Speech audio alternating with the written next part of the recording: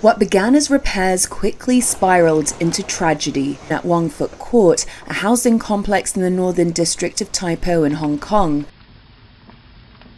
The charred remains of a housing complex rise over Hong Kong.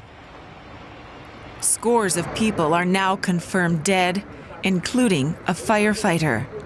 Hundreds more remain missing, many feared still inside. At the fire's peak, sections of charred scaffolding crashed to the ground.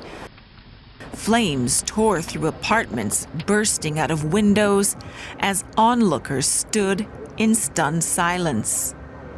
The fire broke out Wednesday afternoon inside an 8-building complex with 2,000 apartment units in one of the world's densest cities.